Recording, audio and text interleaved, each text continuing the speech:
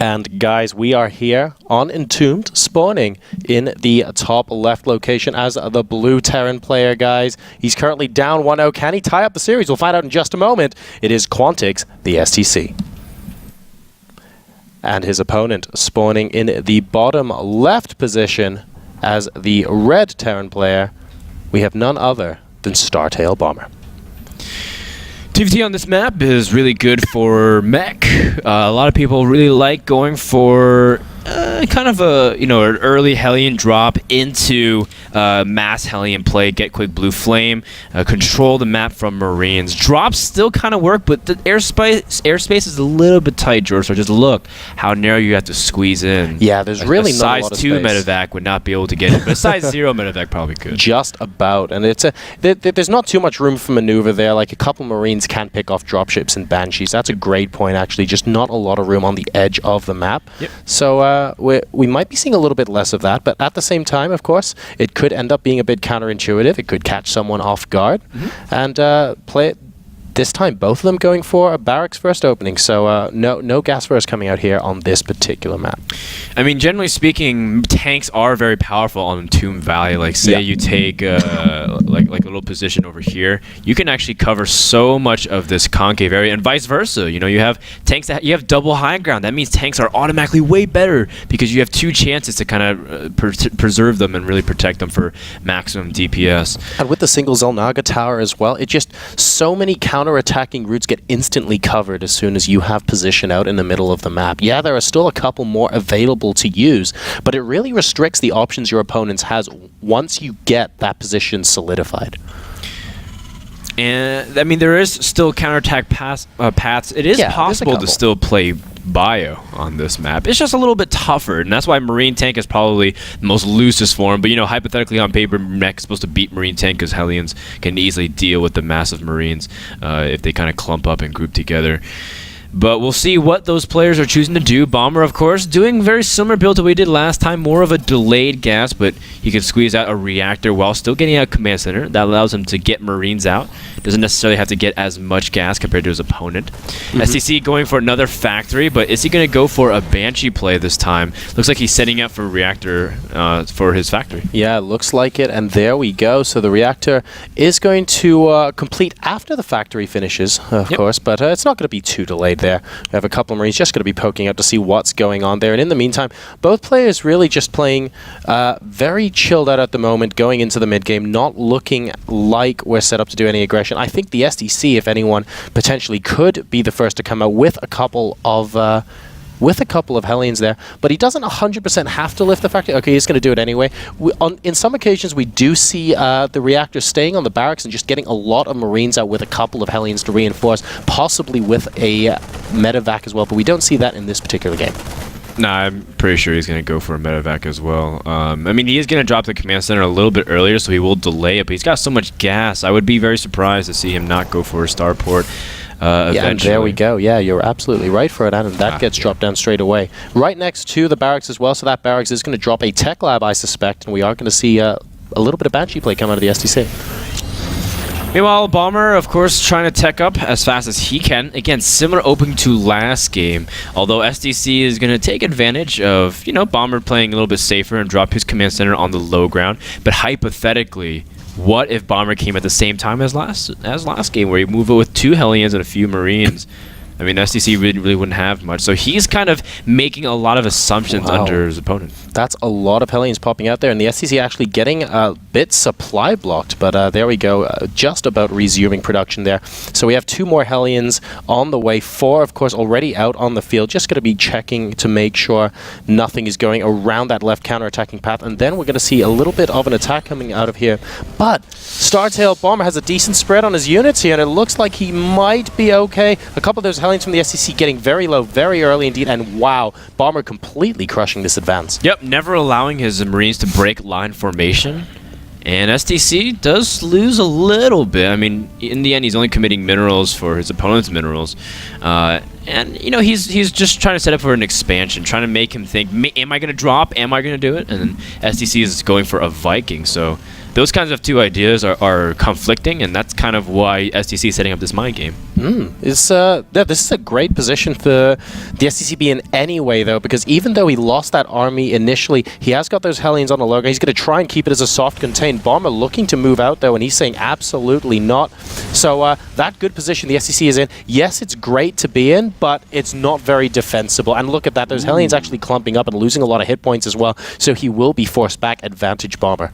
Look at this. The STC is going to take the notion to expand again. STC now has 2 Vikings out, really wants air superiority, and that's still pointing towards mech. Considering that he hasn't actually gotten a tech lab on his barracks. If he wanted to go for any kind of bio, whether it's Marine tank or Marines at all, he would go for stim.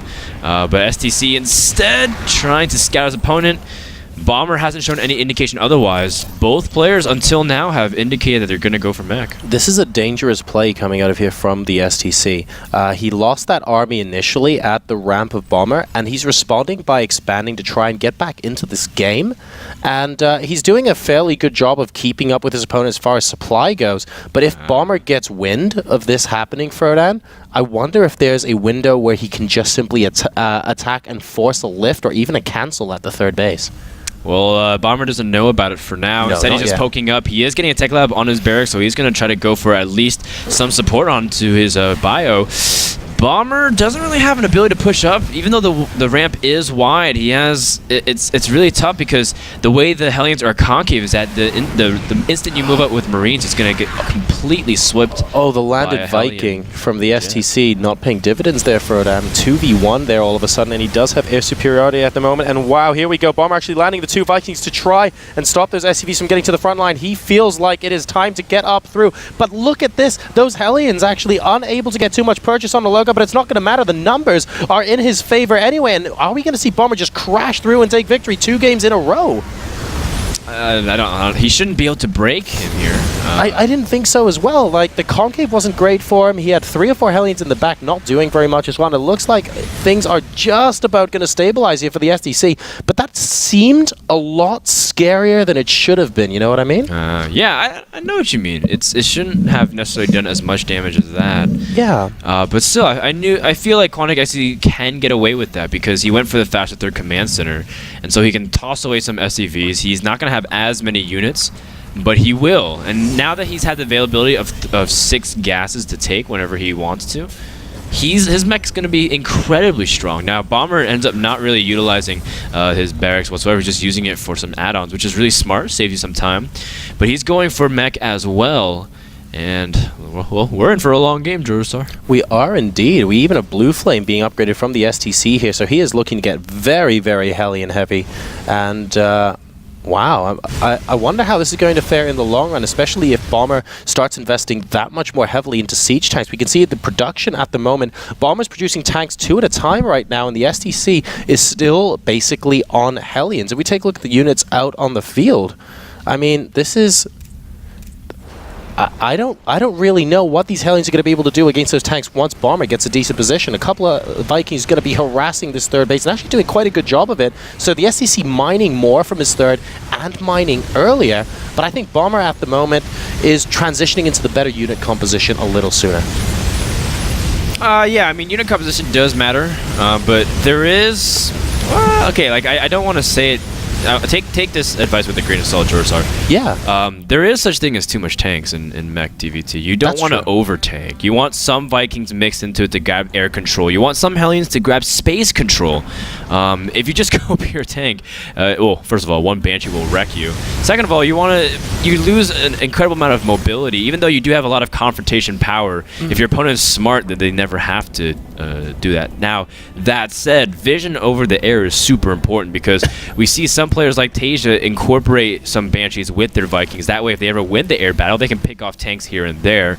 So, you know, having support for the tanks, I feel like, is just as important as having tanks itself. No, that's a great point, especially with that air superiority as well. So I just need to be a little bit... imagine if you accidentally move those Hellions into a couple of siege-stop tanks. You do not want that to happen, but it looks like the STC is going in, once again, trying to stop this 3rd base from getting up and mining, and he's doing a good job of denying that so far. A lot of SCVs clumped up, but he's forced to engage. This is awesome for Bomber, though, Jorosar. Like, he's now trapped a lot of the Hellions. They haven't gotten a lot of return. And this is a lot of minerals. It costs a significant amount. Imagine all those were command centers. Yeah, there was that huge bunch of SCVs and mules, Frodan. They were all clumped up between the natural and the third, and the STC had to engage the army of Bomber there. He could have spent one hit of that blue flame and destroyed that entire bunch of SCVs, but he didn't get around to doing it, and as a result, that basically ended up being a bit of an army trade that favored Bomber, and the SCC didn't get the economic damage in that he otherwise would have wanted to. Yep, you're absolutely right, and that's what gives Bomber kind of an equalization effect, because you say, well, shouldn't SCC be behind? No, he had the third command center, so he does have those extra minerals. Yep, it's just that they're no longer in the army. The investment hasn't been paid off, so they're actually kind of equalized now regarding, especially their expansion timings. Bomber's not terribly far behind.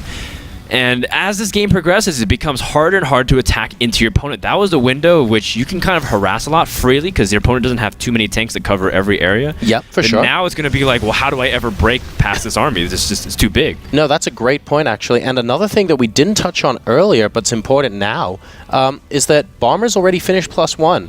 And Quantic, the STC, hasn't actually, like, it's, what is it, around halfway at the moment? So we might just see a very simple position where both sides are sieged up, and, you know, they had the opportunity to catch up in upgrades, but Bomber's going to be able to take that map position first, and that's pretty significant for him. Really like this barracks position from STC to kind of catch the wind of some units in the middle. It's a trick in ZVT as well, or ZV anything. You can get a nice spot. But more importantly, look at the position that Bomber wants to take with the sensor tower strategically positioned all across this entire ridge to make sure you track any movements. And a little bit of a counterattack at the 4th, just double checking to see how many SCVs are there. And it looks like everything's going to be okay and it will become an orbital command as planned. But the STC does have that hit squad of Hellions moving out across the middle of the map now, and he's just going to go around the sensor tower and see what damage he can do a little bit later. He's rejoining at home, but that's a good little avenue of attack for him later. And we are going to see a big engagement on the right-hand side of the map. The SCC actually moving just behind. He doesn't know that Bomber has those Hellions in there. Oh, Bomber keeping them hidden, and of course, we know that Bomber knows about the flank possibilities. The tanks are not sieged. Bomber does attract 3 of the tanks. STC going to completely circumvent it and go towards the 4th base. What is Bomber going to do? If he packs up and goes home, he's going to be very far behind. But instead, he packs up and re-sieges because he knows that there's another tank line here. This is excellently played by STC, and he's able to capitalize on position. Oh, this is so difficult from Bomber. The STC saw that Bomber had sieged up early on and said, okay, you've sieged up. I see your position now. You even have the sensor tower there. I'm not going to try and challenge your position. I'm going to go directly around it and see what you can do. And it's so difficult because the STC has units on either side, and it looks like he's moving in from both flanks at the moment. Thors and siege tanks in every direction here from Bomber. The tank's a little bit late on the left-hand side from the STC. Is Bomber going to hold in the middle? Just a couple of siege tanks left, and the STC actually moves back for a bit. But I thought he did a decent job of breaking that position. Looks like both sides are going to reset. The supplies are so close. They're around 145, and I think the STC didn't fare quite as well out of that engagement, Frodan, because he originally had armies both above and below the center of the map, and now it feels like he only has them in one location. Yeah, and you know, as great as it is to have siege tanks unsieged and targeting down some of those units when you have Hellions to buffer, these Thors are crazy. Look how much DPS. It's 72 damage per shot. If you can get them isolating the tanks, it's basically 2 shots, and then, you know, 1 tank can clean up the rest. For sure. These 2 Thors did massive amount of damage, and they were pretty well cushioned. So overall, Bomber picked a nice spot. He controlled the tower. Vision was on his side, and STC just could not push any further because of the restriction of vision. Although one thing that's going into his favor is that he does have 5 bases with gases pushing or firing on all cylinders, and that's going to allow him to remax much quicker if he keeps trading like the way he did. No, that's a great point, actually. The STC might be able to reach a point later on in the game where he can continuously exchange with Bomber. He's going to be poking with a couple of Hellions now, but they are getting picked apart pretty quickly indeed. It looks like he'll get a couple of SCV kills, but nothing that's absolutely extraordinary at this point in time. As long as those units from Bomber clean them up, yes, they do. So those Hellions got a few kills, but not too many. I mean, Bomber's still on 64 SCVs. He will be able to remake a couple of them, but not too really not too worried at this point. What he does have to worry about, though, is another massive counterattack from the STC. Look at the number of tanks there, Frodan. Yeah, there's about 14 tanks here. That is 14 out of 22. STC cannot be careless with it, because remember, he can get flanked too. The escape path from STC is very linear. Look at that, the one Banshee. We were talking about this. Oh, dear. Just send one Banshee and you can pick off the tanks, and that's going to force him into the awkward position. Bomber can kind of use this to completely pick apart the army of STC, but he's going to charge down the center, realizing, well, you know, I'm not going to save those tanks. I better take this opportunity to siege the middle. Oh, these battles are happening all over the place at the moment. Bomber, though, able to clean up the STC in the bottom right, but the STC regaining control of the middle of the map. They're going to be sending in a couple more Hellions, and this time against the fourth base of Bomber will find it unopposed for now, so you'll be able to pick apart a couple of those SCVs. The tanks are here now, though, and whoa, look at that mule drop. Wow, imagine if he did that a second earlier. Fortunately, though, all the mules survive, and Bomber will be able to continue mining. That's a lot of minerals that could have been lost.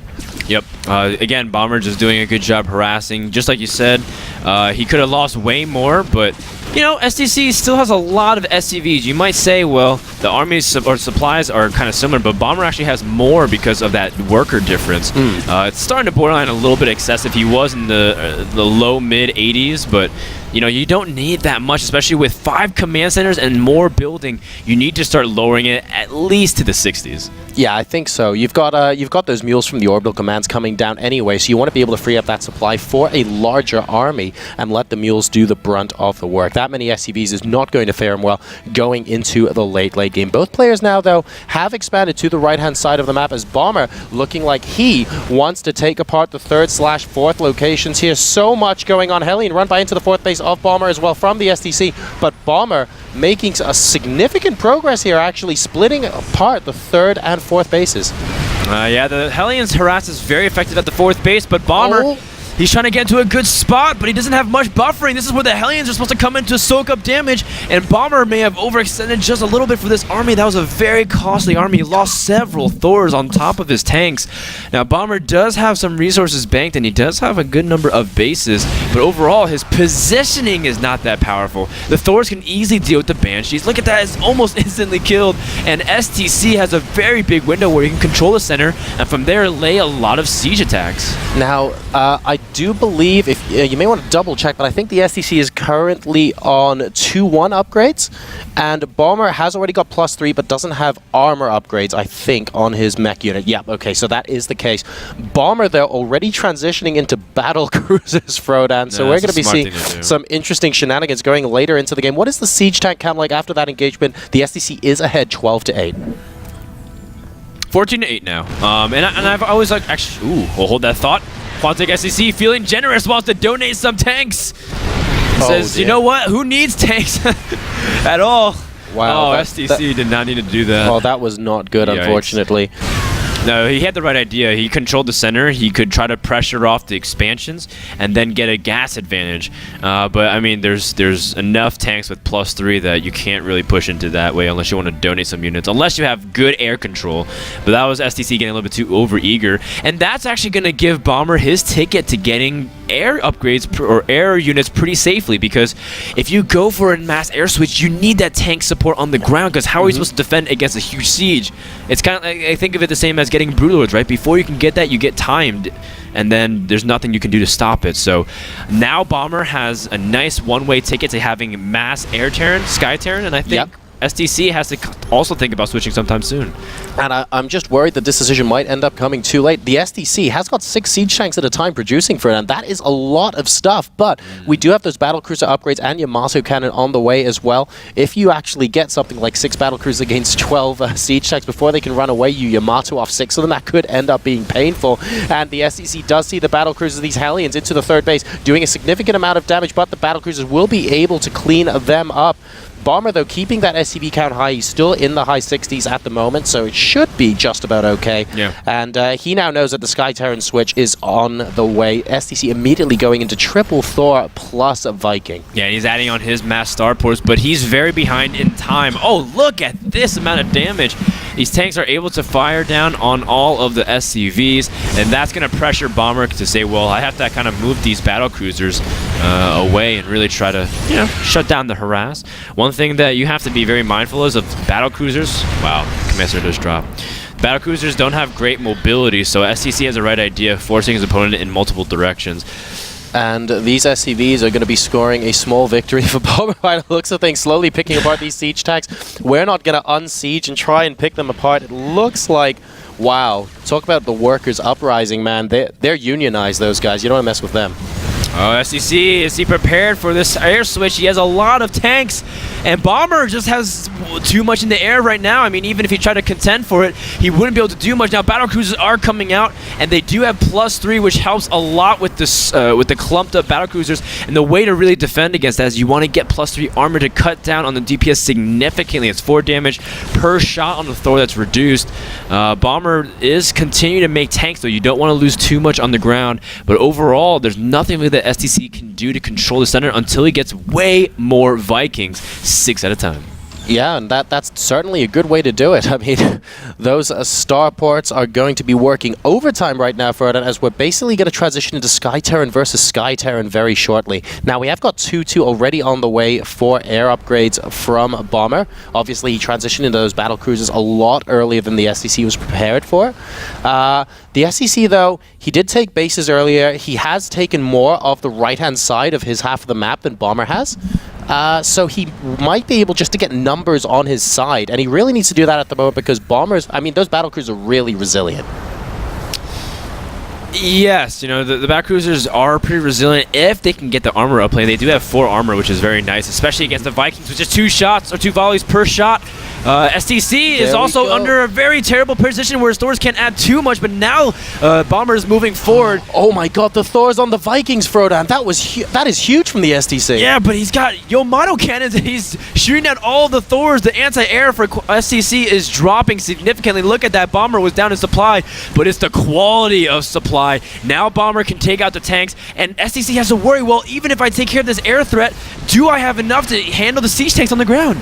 And this is such a difficult position to be in. The STC, though, he is constantly producing, I mean, the Yamato cannons are going to disappear after a while, and he is getting Vikings 7 at a time. This isn't something Bomber can continue with the battlecruisers indefinitely. They take so unbelievably long to build. The question is how much damage he can get done on the ground in the meantime. In the 4th base of the STC, actually, I think Bomber has a couple of units there, so Hellions picking apart that base entirely. The battlecruisers are still going strong, actually, but the next round of Vikings from the STC should just about stabilize. Like you said, the question is, how far have the tanks advanced with Bomber, and can he stay there? Bomber doesn't necessarily have that many reinforcements coming in. You know, I figured that he would be able to keep a strong rally point, but he's actually keeping everything, you know, mostly to Vikings and tanks, as well as some Hellion support. He's transitioning back into a strong ground army. Just like you said, didn't have enough to really keep battlecruisers because you need kind of like an immediate result. Bomber's sort of breaking through. This is like enough to be annoying because STC hasn't ever had the opportunity of really building up an air army. Every Viking that drops is just going to make Bomber that much more resilient later on. The difficult thing really for Bomber was that he can't exactly remake and march his battlecruisers across the map instantaneously. So they were really, really strong, but the STC had so much production as far as his Vikings were concerned that he could just keep rallying out and trying to whistle Bomber down. If we let's take a quick look at the income and see, yeah, the STC is mining a decent amount more than Bomber at the moment, mainly because Bomber hasn't taken his bottom right base. So if they just keep trading blow for blow like this, the STC, I feel like he's going to be okay, actually. Maybe. I mean, it's tough. Either player could really throw away a whole bunch of tanks, and we could have ridiculous positioning for, you know, both ways in a TvT. But it's still hard to say because upgrades matter so much. You see those 3 Vikings take on 5 Vikings, just like that, and the Vikings survive. Oh, this is a big play from the STC, though. He needs to keep doing stuff like this, but at the same time, a big run by in the top right. Both players trying to trade out their workers. At this stage of the game, it's kind of okay to trade out, but when you lose this much, Bomber can't afford to run on such a low econ anymore because, I mean, he doesn't even have SCVs mining gas. Yeah, okay, his economy was lower than the STC, which all right, he's a base down, that's okay. But then the STC was continuously trading as well, and now we're in a position where Bomber really does actually need to grab that base, but the STC has good positioning on his tanks. We see that bottom right expansion that Bomber has taken is completely sieged up at the moment, and he's in a little bit of a pickle because he's also down in supply. He's 40 supply down right now. This battlecruiser will be able to chase the tanks away, but a lot of damage has been done here. It's very difficult for Bomber to get back on level pegging, because what he needs to do first is make up the lost supply, and upgrades will be able to play a part here, but with that big a difference, it's going to be a little bit tough. Yes, it's going to be tough if STC has enough anti-air to deal with 3 battle cruisers and the Vikings. He does have 12. He doesn't have any Thors to add any splash, but he's making so many Vikings at once. That's 7 Vikings, and this is a classic case of, well, does he just have way too many units? It doesn't even matter how many upgrades you have. The fact that you might have battle cruisers, I just have too much of a macro advantage. He's got 3 bases over his opponent, basically. I feel like that's where that base advantage that the STC had earlier sort of came in. He used that to try and power out as many Vikings as he could, and the Bomber had great positioning with his battle cruisers, but the STC just continuously making them 7 at a time, whittling him down, and that seems to have paid dividends at this point. He is resuming mining in the top right, does go up and clean up that heli. Bomber has now taken the central base, which is an interesting location to take. It could potentially be susceptible here. The STC, 1 attack, just annoying the heck out of Bomber, but he is at 200 supply to 155. Bomber is slowly getting back up there. It's a little bit deceiving, Jorsar, because Bomber's worker supply is not that high. If you look at the just raw army difference, it's not that big. That's and true, battle cruisers do come into play. You have to be very mindful, and also positioning matters so much. TvT is just as much about positioning as it's about composition. Bomber, here we go. He's got Yamato cannons. Maybe he can make something happen. Trying to see if he can hit those kiting Vikings, and he does. Big explosions, but there's no AoE. Look at the kiting as the Vikings are able to whittle down those numbers. STC going for a massive victory parade down the center of the map. His supply is still holding strong. Bomber not able to catch it. In fact, Bomber is resilient on keeping this expansion while giving up the others. Yeah, here's the problem. We have 9 Vikings on the way now as well at a time for the STC. Bomber manages to win that air battle, but look at this ground army completely demolishing the bottom right. Bomber going for a counterattack. He's sending his army into the 3rd base location. A couple of siege tanks will prevent him for a couple of seconds moving in, but this really is a boxing match. Both players just going at it, hammer and tongs here, Frodan. I think Bomber's found a nice little groove, though. If he can do enough damage and take a good positioning, the battlecruiser should be able to whittle down the tank numbers. Look at that! STC being a little bit indecisive, losing a lot of units, and that's going to cost him dearly because he had a big tank advantage, 20 to 9. Now it's not so big, 9 to 12.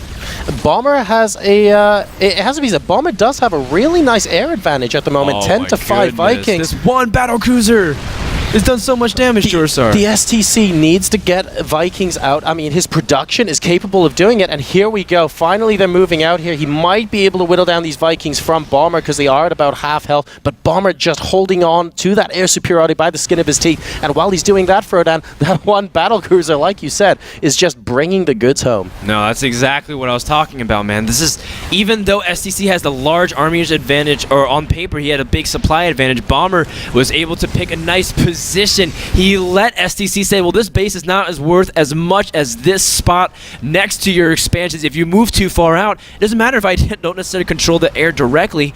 How can you move down your ramp? This is this has been an awfully long and pretty crazy game so far. Bomber with another Yamato cannon. He's going to be able to take out one of those Vikings, but that battlecruiser does finally go down. And it looks like the STC, has he regained air superiority? His Vikings seem to be completely fine. 7 to 2 now. He's still holding a 40 supply advantage over Bomber, but like you said, Ferdinand, Bomber's positioning has been pretty darn good. Now, STC still has a very significant bank. He's remaking units very quickly as he's squeezing out 6 tanks at a time. Good lord, he's got a lot of factories going on. Another Viking drop, and it's going to really annoy and harass Bomber. Bomber's been playing this pretty lean, but he can't keep affording to lose any more workers. He's now down to just the mid-20s. That is not going to help him at all. He needs to start remaking SCVs. He is. 6 SCVs are in production. And the STC, it feels like for the last last while, actually, he's been trying to limit the mining of Bomber. We saw that great tank move out there, but never mind, he's actually moving down his ramp into a whole bunch of sieged tanks here. And that can't be that cost efficient, but he does have numbers on his side. He is just going to completely plow through, actually. He's taking a lot of losses, though. Bomber can't really keep up with just the raw macro of STC. Way too many bases. He's down 4 bases. That's just way too much of a deficit. Bomber holding on for as long as he can, but in the end, his air switch was not enough. He only had, what, 3 battle cruisers at most? GG. And the STC takes game number 2. Incredible game. I like really that. Was. I think Bomber, if he was able to secure any one of those bottom right bases and get more gas, then he'd be able to have a stronger air transition, get some Ravens, PDD, be able to get that strong surprise, right? Because the whole point is, you know, maybe you're a little bit behind in air, but when you realize that your starports are behind, your upgrades are behind, your tech's behind, because, you know, the Terran gets a couple of point defense drones, maybe secret missiles, then you really can't do anything because you just get caught out of position. And there were a couple of great engagements there for Bomber as well, but ultimately we saw going towards that late game there from the STC that it almost felt like his strategy a little bit was to limit the mining of Bomber. We saw a couple of those tanks move down that beautiful siege across the cavern towards that planetary fortress and stuff like that, and that Bomber didn't take that bottom right base for quite a long time. The STC was able to use that extra money to get those 7 Vikings out at a time, to get those 6 tanks out at a time when he wanted to. So even when Bomber came in with those nice engagements, the STC was just able to continuously remax that much faster. And it looks like that ended up making the difference at the end of the game. That's right. I'm trying to set up the next game, making sure that we always have everything going on. Excellent. So guys, I believe we're going to be going into a very quick commercial break before popping into game number 3. So don't go anywhere. Game 3 between the STC and Bomber coming up straight after this break.